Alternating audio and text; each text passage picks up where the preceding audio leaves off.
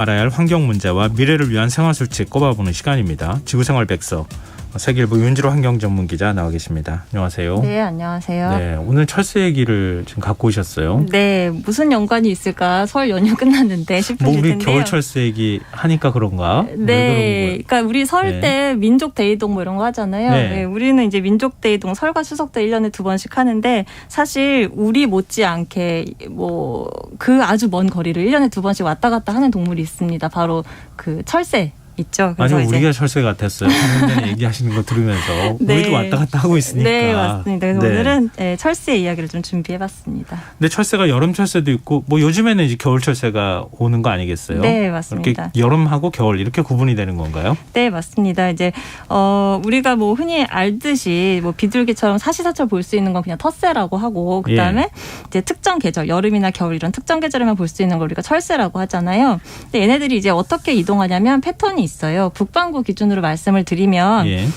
북쪽에서 알을 낳고 막 번식하다가 이제 좀 추워지면 남쪽으로 내려오는 겁니다. 네, 그래서 이제 뭐 흑두루미 같은 겨울에 우리나라를 찾는 이런 새들은 이제 뭐 흑두루미 같은 경우는 러시아나 중국 고 국경지대 아무르강 혹은 우리가 흑룡강이라고 하는 그쪽에서 이제 살다가 거기서 이제 번식하고 새끼 낳고 살다가 11월쯤 돼서 이제 우리나라 남쪽으로 내려옵니다. 그래서 한겨울에 혹한 추위를 그 우리나라에서 피했다가 3, 4월이 되면 다시 북쪽으로 넘어가요. 반대로 이제 우리 여름 철새인 제비 같은 경우 우리 왜 강남 갔던 제비가 30날 돌아온다 뭐 이런 얘기 있잖아요. 예, 얘네들은 이제 필리핀에서 겨울을 보낸 다음에 30날 그러니까 한 4월 하순쯤에 우리나라로 와서 이제 한 5월에서 7월 사이에 새끼를 낳고 그러고서 이제 우리나라에서 이제 새끼를 길러낸 다음에 그 다음에 9월이나 10월쯤 되면 다시 남쪽으로 내려가고요. 그러니까 우리는 이제 중위도에 있다 보니까 아열대에 사는 애들부터 냉대기후에 사는 그런 새를 다 두루두루 볼 수 있는 거죠. 그러니까 대부분 이렇게 고위도에 살다가 저위도로 내려가는 게 일반적인 철새 이동 방식이긴 한데요. 또 다른 방식도 있다고 해요. 뭐 내륙에 살다가 같은 위도의 해안가지역, 그러니까 해안가가 조금 더 따뜻하잖아요. 그래서 해안가로 이동하거나 아니면 산의 고지대에 살다가 좀 이제 밑으로 내려오는 이런 그것도 철새라고 해요. 네네네 이런 새들도 있고, 네. 그래서 이제 또 이렇게 남북으로 이동한 이런 거 말고도요. 우리나라에서 그러니까 흑두루미나 제비처럼 한 철을 오롯이 나는 새들도 있지만 잠깐 거쳐가는 새들도 있어요. 이동하다가 우리나라에. 잠깐 쉬었다가 가는 새? 네. 이런 새를 뭐라고 할까요? 나그네 새? 뭐 네. 너무 많은 걸 알고 계셔서 지금 아니요. 퀴즈로 내 보람이 없네요. 네, 이런 새 말씀하신 대로 이제 나그네 새라고 하는데 우리나라가 이제 목적지가 아니라 중간 기착지인 거죠. 도요새, 뭐 제비갈매기 이런 새들이 나그네 새라고 하고 흑산도가 대표적인 그 나그네 새들의 쉼터입니다. 또 이제 길 잃은 새라는 것도 있어요. 이게 뭐 일반 명사처럼 보이지만 실제로 존재하는 용어고요. 이게 이제 원래는 그 지역에서 발견된 새가 아닌데 어느 날 이제 보니까 발견이 됐다. 근데 이런 새들은 보통 이제 태풍에 휩쓸렸거나 아니면은 이동하다가 좀 낙오가 돼서 어쩌다가 이제 한두 마리 발견되는 이런 새들을 이제 길 잃은 새 이렇게 부릅니다. 그것도 길 잃은 새라고 하는 명칭도 있는 거군요. 네네네. 저는 그냥 길을 잃어버린 새 이렇게 생각했는데 그건 아니구나 이런 생각이 들었는데요. 근데 참 미스터리한 게 철새들이 뭐 엄청나게 이동거리가 길잖아요. 네. 어떻게 매년마다 찾아다니는지 모르겠어요. 그러게요. 저도 사실은 냅이 없으면 한 5km 이상도 사실 못 가겠거든요. 근데 새들은 도대체 어떻게 갈까? 이게 사실 뭐 고대 철학자 뭐 아리스토텔레스는 얘네가 혹시 그냥 계절이 바뀌면 종이 바뀌는 게 아닐까? 뭐 이렇게 생각했다고 하는데 최근까지도 그 철새들의 이동 그 원리는 정확히 아직 뭐 밝혀진 건 없다고 합니다. 여러 가지 가설이 존재하는데 뭐 어려서부터 부모 따라 이동하면서 그냥 기억하는 거다. 아니면 태양과 별자리를 보면서 이동한다. 아니면 자기장을 뭐 어떻게 파악을 해서 간다. 이런 게 있는데 최근에는 이 자기장을 이용한다. 이게 좀 이제 좀 이론이 주목을 받고 있어요. 그 어떻게 되냐면 크립토크롬이라고 하는 그 물질의 비밀이 있다고 하는데 이게 뭐냐면요. 우리 식물 보면은 아침에 꽃을 피웠다가 저녁이면 다시 꽃이 지는 나팔꽃 같은 그런 것들 있잖아요. 근데 생각해보면 식물은 눈이 없는데 어떻게 얘네가 해가 뜨고 지는 걸 알까? 이상하잖아요. 근데 그렇게 이제 식물이 눈이 없지만 그 뭐 이제 해가 뜨고 지는 걸 느낄 수 있게 해주는 그런 크립토크롬이라고 하는 물질이 식물한테 있다고 해요. 그런데 이게 새의 눈에서도 확인이 된 거죠. 그래서 새한테서는 이 물질이 어떤 역할을 하냐면 뭐 양자역학, 뭐 양자 얽힘 뭐 이런 복잡한 현상이 있다고 하는데 사실 저는 이해를 잘 못하겠고 결과만 말씀드리면 이 크립토크롬이 빛과 자기장에 반응을 해서요. 실제로 새가 자기장을 볼 수 있게 해준다고 합니다. 아, 자기장이 보여요? 네, 그러니까 우리 왜 자기장 그릴 때 지구 이렇게 해놓고 남쪽에서 북쪽으로 이렇게 선처럼 그리잖아요. 그런 지구도 것처럼 자석이라고 하니까요. 네, 실제로 그런 우리 눈에 안 보이는 자기장을 새들은 선처럼 인식할 수도 있을 거다. 이런 이야기가 요새 나오고 있더라고요. 아, 저는 몸속에 약간 나침반 같은 걸 갖고 있을 줄 알았는데 네. 눈에 사실은 갖고 있는 거랑 마찬가지예요. 그런 이론도 있어요. 뭐 뇌에 무슨 자철석인가 뭐가 있어서 네. 얘가 뭐 이렇게 이동을 할 때 감지한다 이런 것도 있는데, 그러니까 지금은 다 이론 가설 수준에서 이렇게 좀 이야기가 되고 있는 것 같습니다. 그렇군요. 눈에 대한 얘기는 좀 처음 들어봐서 되게 흥미롭게 들었어요. 네. 근데 그러면은 이렇게 철새들이 한번 날기 시작하면 얼마나 먼 거리를 날아다니는 겁니까? 일단 이제 겨울 철새 흑두루미 같은 경우는 한 2,000km 정도 날아서 우리나라에 오고요. 제비는 4,000km 정도를 날아서 우리나라에 옵니다. 와. 그리고 이제 예. 사실 이것도 대단하긴 한데 아까 예. 나그네새로 제가 도요새 말씀드렸잖아요. 예. 도요새는 진짜 어마어마한 게요. 그 뉴질랜드의 한 동물단체가 조사를 한 바에 따르면 3월 말쯤에 얘가 뉴질랜드에서 출발을 해서 무려 9,450km를 쉬지 않고 날아서 7일 만에 우리나라 남해안에 도착을 했다고 합니다. 이게 가능해요? 그러게요. 그리고서 이제 한 달 남짓 이렇게 뭐 서해안, 남해안 이런 데 갯벌에서 조개도 잡아먹고 하면서 좀 체력을 보충을 한 다음에 그다음에 다시 6,000km를 날아서 닷새 뒤에 최종 목적지인 알래스카에 도착을 했다고 해요. 그럼 예. 여기서 이제 알을 낳고 새끼를 기르고 이렇게 한 다음에 9월 중순이 되면 이제 더 어마어마한 대장정에 나섭니다. 그러니까 9일 동안 무려 12,200km를 날아서 다시 뉴질랜드로 쭉 태평양을 종단해서 왔다는 거예요. 와, 이게 어떻게 가능한 일? 잠도 이게 날면서 자는 거 아니에요? 그렇죠, 사실은. 네네네. 먹지를 못하기 때문에 네. 새들이 이 먼 거리를 어떻게 이동하나 지금 놀라운데요. 네. 근데 보통 이제 이렇게 철새 이동을 한다는 거는 뭔가 생활 환경이 좀 더 좋은 곳에 가서 새끼를 낳거나 그렇죠. 아니면은 생존을 위한 선택인 거잖아요. 네.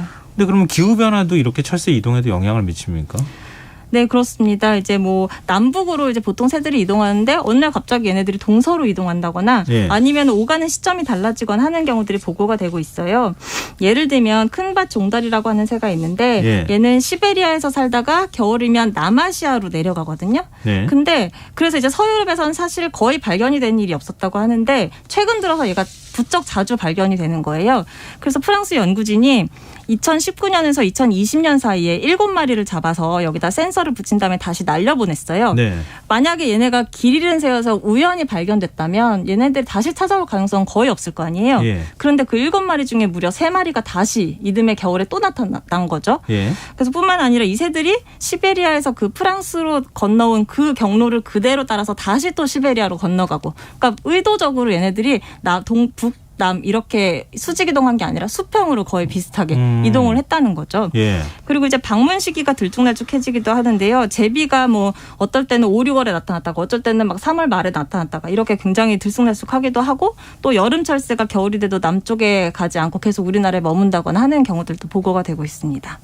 근데 예전에 제가 어렸을 때는 정말 제비 많았었고요. 저 집 처마에도 제비 이렇게 밑에 받침 같은 거 해주고 그렇게 했었던 기억이 있는데요. 네. 지금 제비 보기가 쉽지가 않아요. 그렇죠. 이제 제비 특히 서울에서 제비 보기가 굉장히 어려워졌는데 저도 몇 년 전에 제비 취재하면서 그때 처음으로 제비를 인식하고 보니까 그제서야 제비가 보이더라고요. 근데 이제 철새 이런 개체수 변화는 이제 뭐 기후 변화 말고도 질병이나 어떤 개발 이런 걸로도 굉장히 영향을 많이 받아요.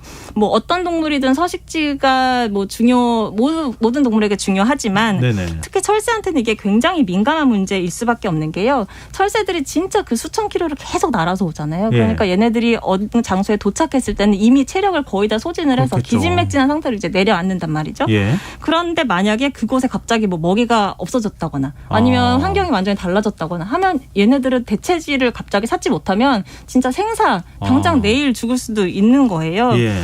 그래서 제비가 이제 서울에서 찾기 어려워진 것도 서식지 변화가 크다고 합니다. 그러니까 제비는 특히나 그냥 서울 한국으로 오는 게 아니라 작년에 자기가 썼던 둥지까지 찾아올 정도로 굉장히 그 정확한 지점으로 돌아오는데 서울 같은 경우는 막 재개발이나 재건축하느라고 건물이 갑자기 그렇죠. 하루아침에 예. 없어지는 경우도 많잖아요. 그러니까 서울이 더 이상 제비들한테는 너무나 생존에 불리한 조건이 되는 거죠. 반대로 이제 우리나라에 갑자기 개체수가 늘어나는 경우도 있는데 예. 요번에 이제 흑두루미가 좀 이슈가 됐어요. 예. 얘가 이제 겨울 되면 순천만에 한 3-4천 마리가 모이는데 네. 올해는 갑자기 한 3배 정도가 늘어난 거죠. 그래서 왜 그랬나 봤더니 얘가 흑룡강에 살다가 대개는 일본으로 가고 아니면 나머지가 이제 순천만 이렇게 오는데 예. 일본에 이번에 고병환성 AI가 돌면서 예. 이제 거기서 막 먹이원도 없어지고 그리고 거기서 먹이주기 행사나 이런 것 다 중단하고 하면서 살기가 어려워지니까 대체지로 이제 순천만으로 넘어온 거죠. 그래서 순천시가 원래 2009년에 혹시 기억하실지 모르겠는데 전봇대 뽑기 이런 거 순천만에서 했었거든요. 예. 그래서 그 순천 이제 철새들 많이 찾아오라고. 왜냐면은 그 새들이 잘 날아서 왔는데 기껏 왔는데 막 어이없게 막 전봇대나 아니면 하우스에 막 부딪혀서 죽거나 이런 경우들이 있어가지고 네네. 얘네들 좀 서식지를 마련해줘야겠다 해서 이제 전봇대를 뽑은 적이 있었는데 요번에도 이제 갑자기 개체수가 늘어나니까 전봇대를 다시 한번 2차로 뽑고 또 하우스도 제거하고 좀 이랬다고 합니다. 주민들 입장에서 혹시 반대하지 않았어요? 그 2009년 처음 행사할 때는 되게 반대가 심했다고 하는데요. 예.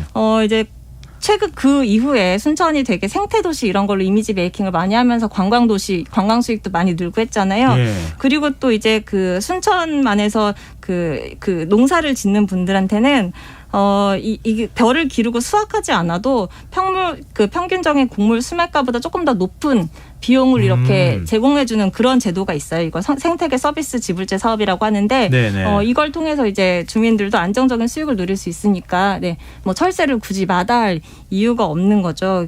일종의 이제 철새와 사람의 공존 모델인 건데 이게 뭐 다른 지역에서도 이렇게 공존하는 모델이 그럼 안착이 됐느냐 또 그런 건 아니죠. 예를 들면 나그네 새가 아까 많이 찾는다고 했던 흑산도 여기도 계속 그쪽에다 공항 짓는다고 계속 그러고 있거든요. 그리고 뭐 제주도의 제2공항 역시 철새 도래지 이슈가 있고요. 그래서 여전히 사회 곳곳에서는 계속 인간을 위한 그 개발 압력이 계속 작동하고 있다. 이렇게 좀 볼 수 있겠습니다. 근데 얘기 시작할 때는 철새 이동만 얘기하실 줄 알았더니 결국 이제 우리가 어떻게 새를 보호해야 될 것이냐 이런 문제까지 연결이 되는 것 같아요. 결코 간단하지 않은 문제인 것 같습니다. 네. 계속 환경 문제, 특히 철새 문제에 관심을 가져야겠다는 생각이 드네요. 네. 자, 오늘 지구생활 백서 세계일보 윤지로 환경전문기자 함께했습니다. 오늘 말씀 고맙습니다. 네, 감사합니다. KBS 1라디오 김성원의 시사 1부 순서 여기서 마무리하겠습니다.